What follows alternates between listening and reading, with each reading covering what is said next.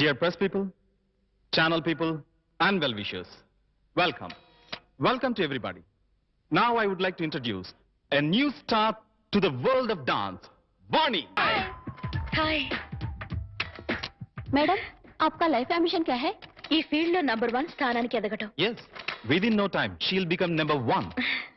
Number 1 बनके क्या हासिल करना चाहते हैं? డబ్బు, కీర్తి.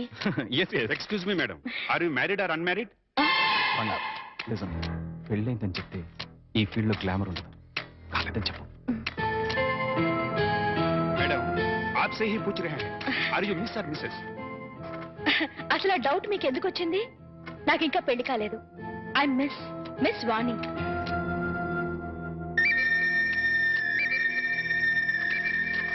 I'll give you more details later. Just a minute. Okay, folks, join the party. Yeah. Come. ఇక్కడికి ఎందుకు వచ్చారు? నీతో మాట్లాడాలి.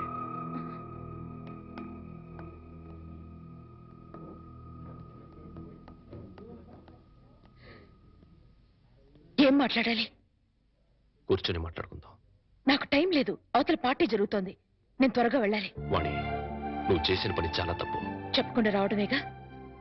చెప్తే మీరు పంపించరని వచ్చేసాను. ఇందులో తప్పే ఉంది. నువ్వు తప్పనుకోవడం లేదు, కానీ లోకం నువ్వు లేచిపోయావనుకుంటున్నారు. I don't care.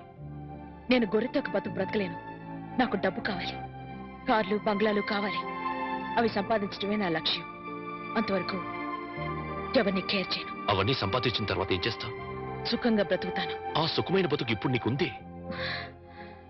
అది అసలు బ్రతికే అనుకోవడం లేదు. వాణి, ఎంత సంపాదించినా ఇంకా సంపాదించాలని అనిపిస్తుంది.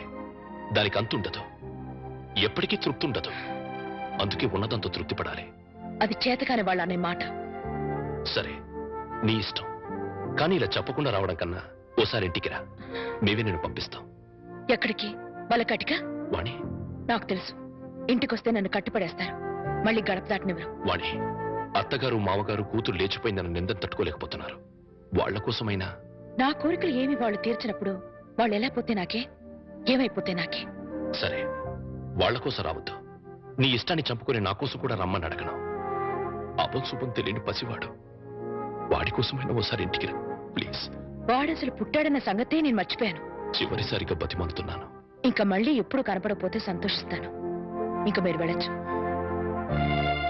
ఓకే మిస్ వాణి, జీవితంలో ఏం మిస్ అయ్యావో ఇప్పుడు నీకు తెలీదు. తెలిసేసరికి జీవితం మిస్ అవుతుంది.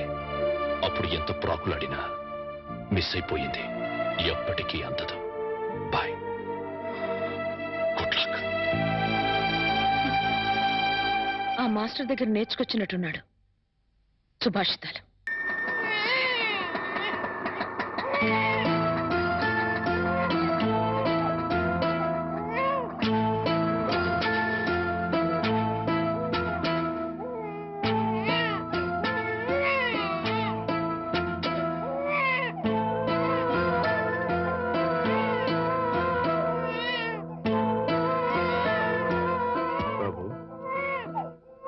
నేను రాను అని నిన్ను అవమానం చేసి పంపించేసింది కదా.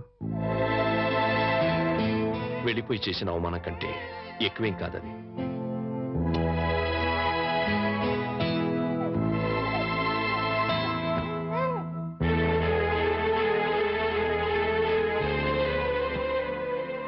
వెళ్తాను మామగారు.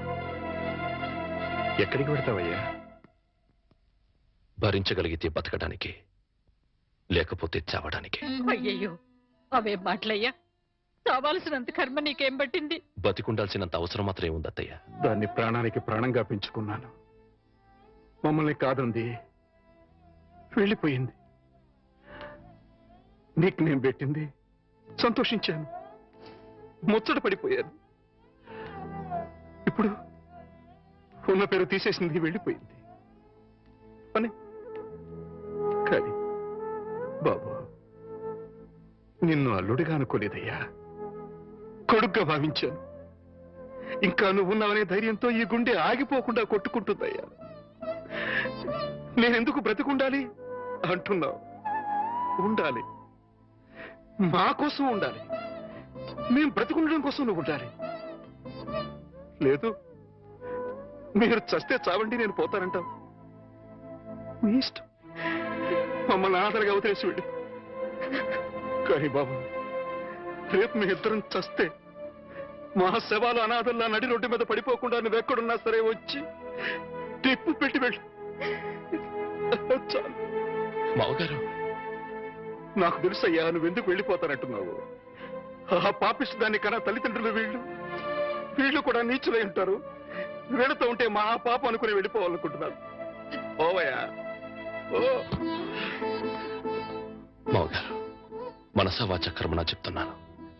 ఇది వరకు మీ మీద ఎంత గౌరవం ఉందో ఇప్పుడు అంతే గౌరవం ఉంది. ఆ గౌరవం కాదయ్యా నాకు కావలసింది. పిడికెడు ప్రేమ, రవంత అభిమానం, అచ్చాలు. అవన్నీ లేవనుకుంటున్నారు మామగారు. ఉంటే నువ్వు ఇలా ఎందుకు వెళ్ళిపోతానన్నావు? ఎందుకన్నావయ్యా? ఎందుకన్నావు? చెప్పు చెప్పు. వెళ్ళిపోవాలనుకున్నాను. ఇప్పుడు ఎప్పటికీ వెళ్ళిపోకూడదు అనుకుంటున్నాను. బాబు,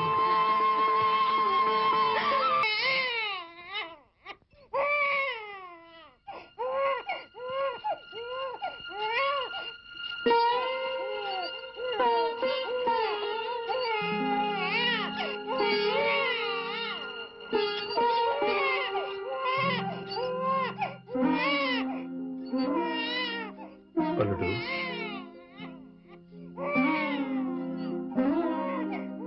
అల్లుడు,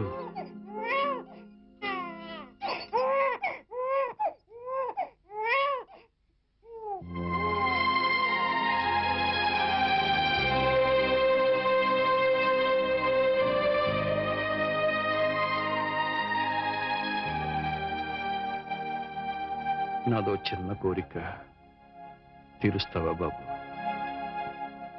మీరెప్పుడు ఏదడిగినా కాదని లేదు. ఆ నమ్మకంతోనే అడుగుతున్నాను. చెప్పండి. నాకు కూతురు కావాలి.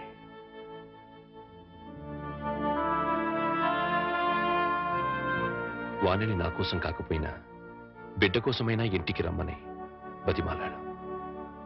రానంది. నాకు భార్యగా కాకపోయినా మీకు కూతురిగా ఇంటికి రమ్మని మళ్ళీ అడుగుతాను.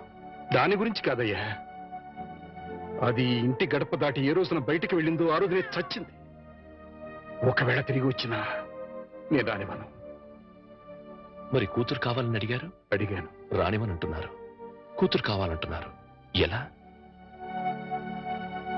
నువ్వు మళ్ళీ పెళ్లి చేసుకుంటే వస్తుంది. మళ్ళీ పెళ్ళా? వద్దండి, ఈ జన్మకి అనుభవం చాలు. అంత మాట అనకు బాబు. నా కూతుర్ని కాకుండా ఇంకెవరిని పెళ్లి చేసుకున్నా నువ్వు సుఖంగా ఉండేవాడివి. నా చేతులతో నీ జీవితాన్ని నాశనం చేశాను.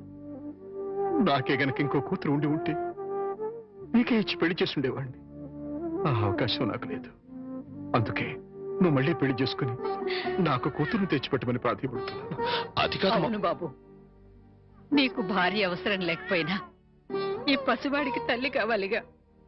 వీడి కోసమైనా. తల్లి లేని వాడంటే జాలి పడతారు.